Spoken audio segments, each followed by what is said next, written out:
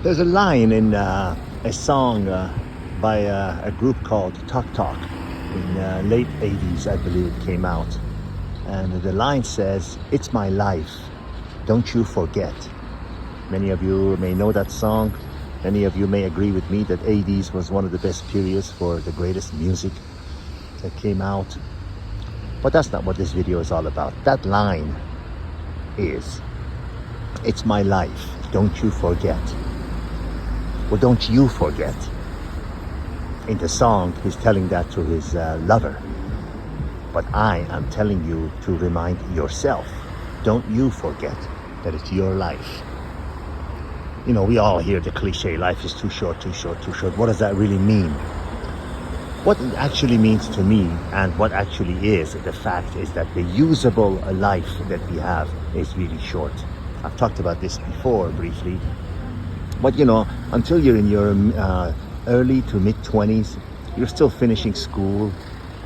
You know, if you're lucky, you're finishing your some kind of training or whatever, preparing you for the work that you're gonna do. And usually by the time you hit 70, if you're healthy, if you don't drink, if you don't smoke, if you're not into drugs, if you've led a relatively healthy life, if you're lucky, you still have energy by the time you're 70, but it rapidly goes down after that.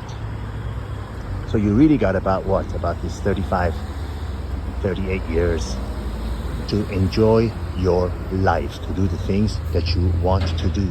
Now, different people require different things to be happy, to be fulfilled, to have a smile on their face, to put their head down at the end of the day and say to themselves, that's the kind of day I'd like to have. That's the kind of life I'd like to have. I personally came across guys that said, you know, the best day for me is all day on the lake fishing. Another guy that says the best day for me is watching my favorite sports with a bag of chips and a six-pack of beer in front of me. To each his own. To each his own. Then I know also guys that say life for me is having my yacht at my favorite port with my Ferrari parked on the deck or in the marina there, to go wherever I want, whenever I want, how often as I want, as long as I want, and as short as I want. Generally speaking though, not having someone over your head that tells you what to do, that limits you in terms of what you want to do and how long you want to do it, and they basically are with you. I'm describing 98% of marriages out there. Yes, 98%. Basically, she marries you so that she could fulfill her own needs and wants and life goals and ambitions through you. It is never a woman's chief intention for marrying to make you happy, to ensure that you are going to live the life you want. They couldn't care less about that. I don't care what they say. I don't care who they are. The more successful you are, the more capable you are of providing the things that she wants for her, the more she goes out of her way to hide that from you, to make it look like, oh, it's all for you. I'm doing it all for you. I want you to be happy, honey. Did you eat? Did you have your dinner? You know, you want to go out with your friends? They don't give a F-U-C-K about that.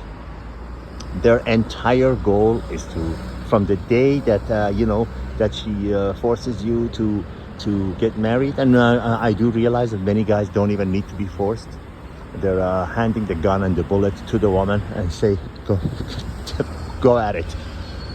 But from the time that she decides, hey, okay, this guy has the means and is willing to give me what I want, it is all about fulfilling her own needs and wants. Many of you may disagree because you haven't discovered it yet, but you will. You either directly, unfortunately, or through the mistakes of others, which is something we always advise on this video, is to learn from the mistakes of others instead of insisting on making your own. Back to the main point of this video. So Having all those things that I just said in mind about a woman's intention for getting together with a man, whether it's a relationship or a marriage, remember, it's your life. Don't you forget. It's up to you. Only up to you. Only up to you. As long as you're like 15, 16, 20 or something, and your mother is out there because she genuinely cares about you, all those things that you think a wife is going to give you in terms of care, I mean, I'm not talking about in the bedroom. I'm talking about in terms of genuine care for your well-being and everything. That's your mom. So many men confuse their mother with their wife. So many men do that with their romantic partner. They confuse. Now, having learned that, by the way, this is not a theory, it's a fact. Knowing that a woman is with you for her own fulfillment of her own needs and wants, it is up to you. It's your life, don't you forget. It is up to you to make sure that you are living the life that you want in those 35, 38 years that you have really to enjoy it. If you don't, all kinds of physical and emotional ailments will come your way fast. Don't underestimate the power of the mind. The mind can make you sick. The mind, an unhealthy, unhappy mind, can lower your immune system to a point where the slightest thing can make you sick. Why is it that we get sick when we're upset, when we're stressed, when we're sad about some really bad thing that happened to us? Our immune system goes all the way down and we easily get sick, whereas in a normal situation we would not. Keep that in mind. It is up to you. Mama is no longer there. Sadly, she has a limited time, and that's the way it has to be. You know, have you seen birdies when they're little chicks are at a point where the mom uses her beak to throw them off the nest so they can, you know, fly? It's unpleasant. The mommy knows. The mommy bird knows. But that's the best lesson to prepare you for life. Now, if many of you were not aware of this, I hope that I'm capable, that I'm able of making you aware that it's your life. Don't you forget.